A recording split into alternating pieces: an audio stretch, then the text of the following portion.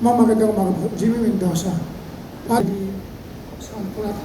Ma'am, sa prepaid, may list ba ho kayo kung katulad sa Metro Manila o NCR, ano po ang pwedeng kapitan o pag ano ng prepaid, ilang lungsod sa Metro Manila meron yan?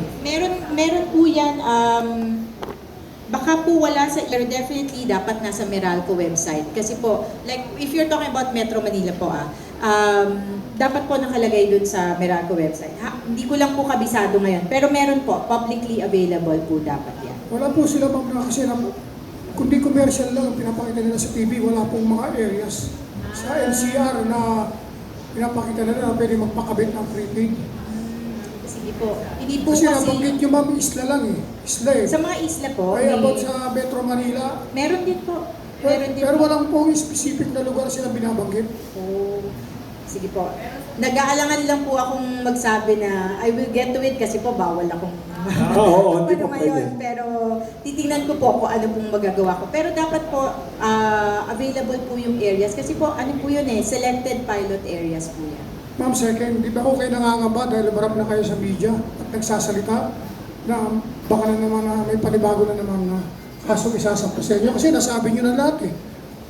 Eh, porque suspended po kayo ngayon eh. Eh, baka ipatawag ko kayo.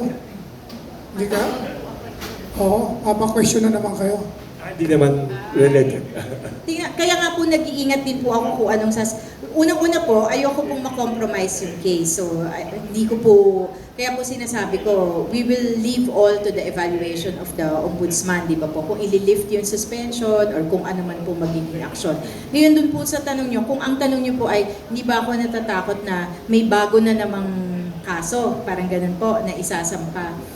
Eh, pag po kasi ganun yung inisip natin, hindi na po talaga tayo makakatrabaho ng maayos. Di ba po? So, kailangan po lang, basta po nasa lugar at tama naman yung sinasabi natin, trabaho lang po tayo. Salamat ma'am. Thank you. May pahabol pa na tanong dito. Correspondent ng Filipino Mirror, si Junex Dolonio. Sabi niya, ang tanong niya dito, dapat bang gobyerno ang magpatakbo ng energy sector or hindi? Anong opinion daw ninyo ho? Para pong yung tanong Yes. ni Ma'am Cathy po. Yes, ni Ma'am kanina. Cathy Yes. kanina. Maganda pong pag-usapan. Mahirap pong sagutin ng diretsahan kasi po yung pagpapatakbo ng energy sector will require resources. So kaya po ba ng gobyerno na ponduhan ulit? Kasi po tumigil na siya magpondo eh. Ngayon, kaya ba niyang ponduhan ulit yung pagpapatakbo ng mga planta or pagpapa-operate ng grid natin?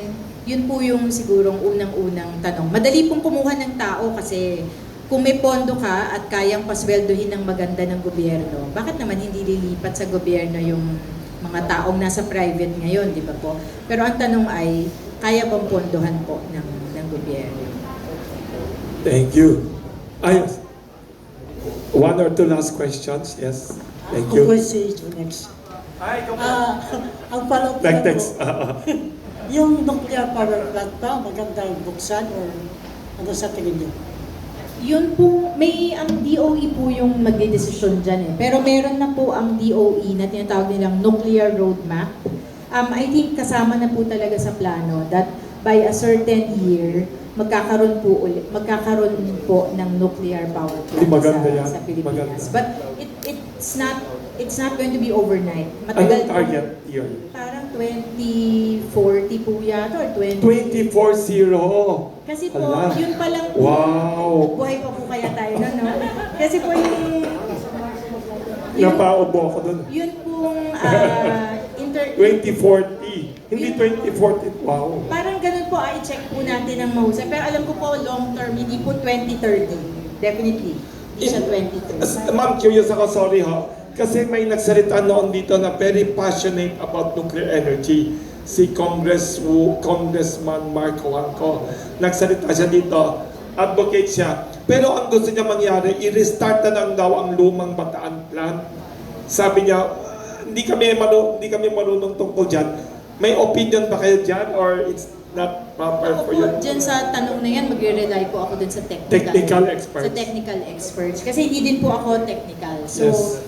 I will rely on the findings of the technical Experts. experts kung kaya and what it will take to Yes. make it run.